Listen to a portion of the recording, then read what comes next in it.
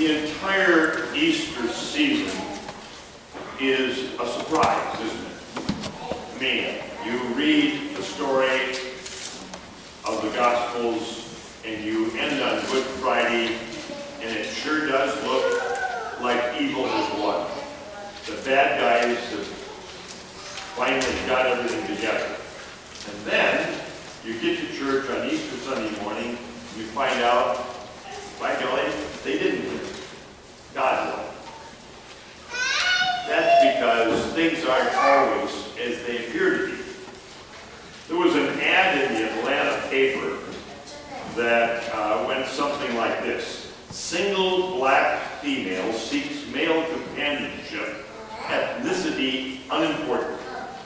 I'm a very good-looking girl who loves to play. I love long walks in the woods, riding in a pickup, hunting, camping, fishing trips, winter nights by the fire. Candlelight dinners will have me eating out of your hand. Rub me the right way and watch me respond. I'll be at the front door when you get home from work, wearing only what nature gives me. Call 437-2416 and ask for Daisy. 150 men found themselves talking to the Humane Society about a black Labrador puppy. As I say, things are not always what they appear to be.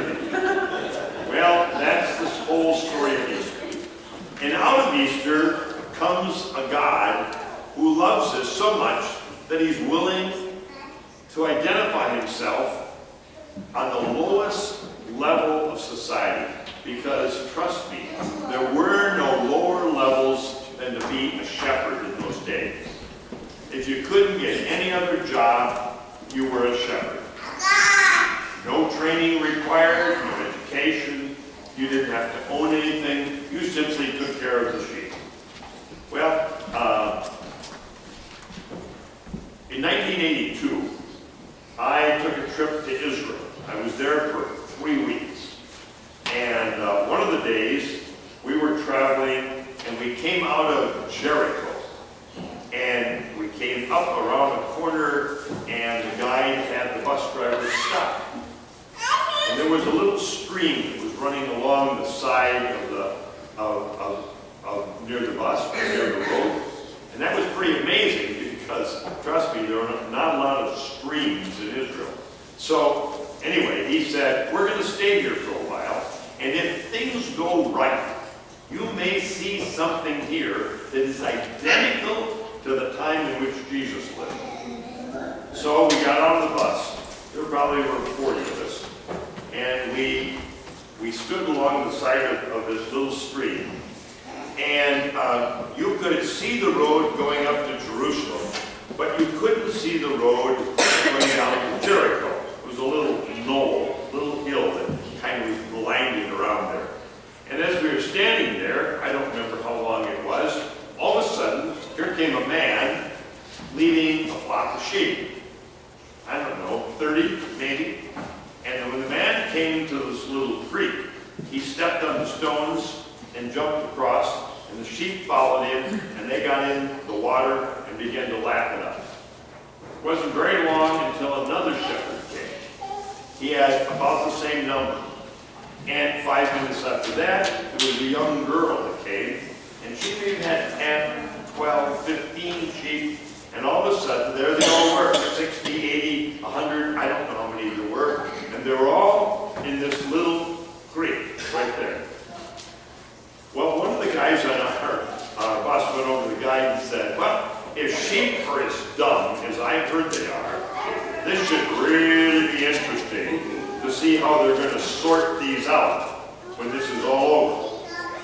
Our guide looked and said, shepherds don't look too worried, do they? And that's all he said. So we were there for 15, 20 minutes, and all of a sudden, the first shepherd walked up the hill out of there, and then he turned and in some distinctive way whistled.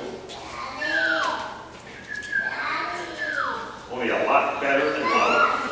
Okay? He had this long thing and then some trills. And all of a sudden, 30 sheep got up and ran to it.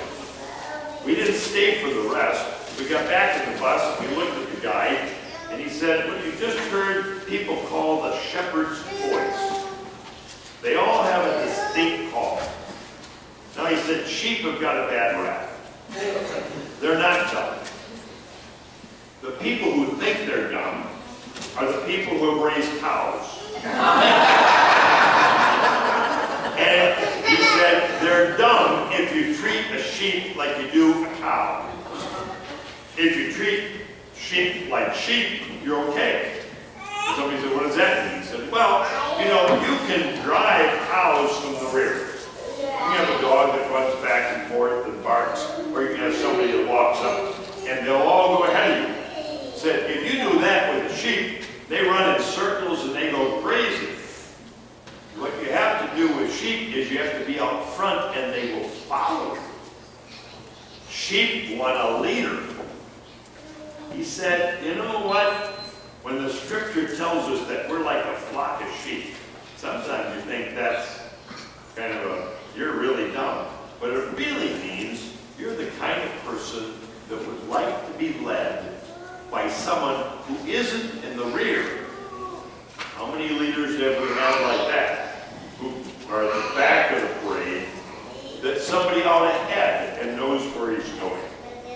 So, we have been compared in the scripture to sheep. And at first glance, we all thought, dumb sheep, huh? No, not dumb sheep. Sheep who would like to be led by a leader who shares in our life.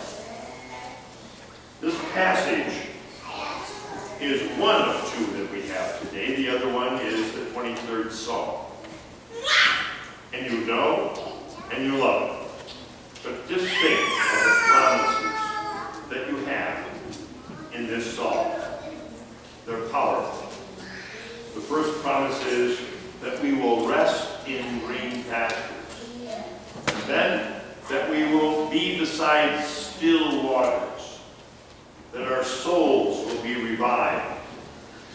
That we will be led along a morally correct path. And then the big one. In your darkest hour, whether that's at the time near death, or whatever that happens to be, you will not be alone. The Good Shepherd will be with you. The passage we have in John 10 tells us a little bit about sheep, but what it really does is tell us about the shepherd. We know the shepherd's voice. And because we know the shepherd's voice, we don't fear.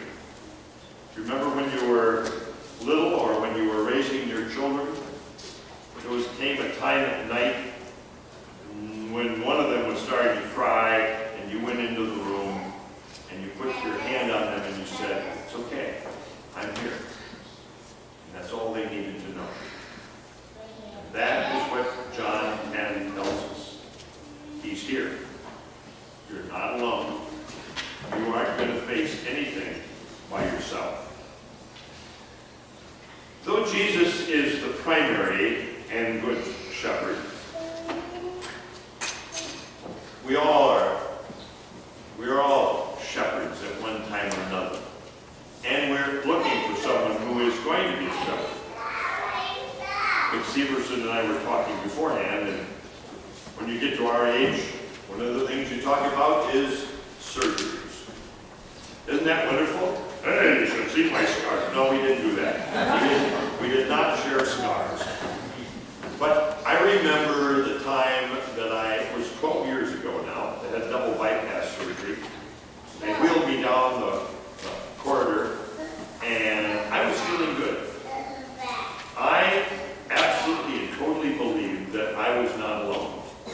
And I had been in church the day before, this was a Monday, and I don't know how many people who said to me, Pastor, will be praying for you. So I went in knowing that, and I said to the doctors, you're going to have a good day today because there are a lot of people praying for you. And then I sang a little ditty to them, which they didn't appreciate.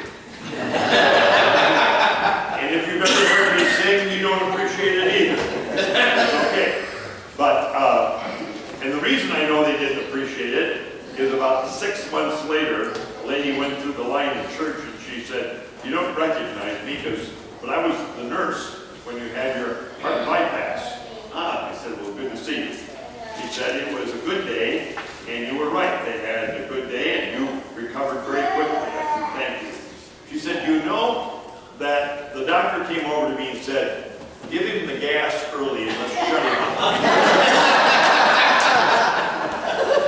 But either way, I was not alone, was I? With or without the gas, I was just fine. Well,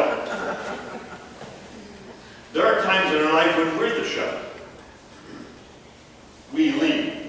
It may be when you have employees. Maybe when you have a family. You're the shepherd for your children and your grandchildren and some other people along the way. And then you think of the ways in which you care for them. Remember that if you're the shepherd, the most important thing is to take care of the sheep, not yourself. The sheep. That's what shepherds are for. Not taking care of themselves, but taking care of the sheep. And if that's true, then what you discover is that they will hear your voice and they learn to trust you.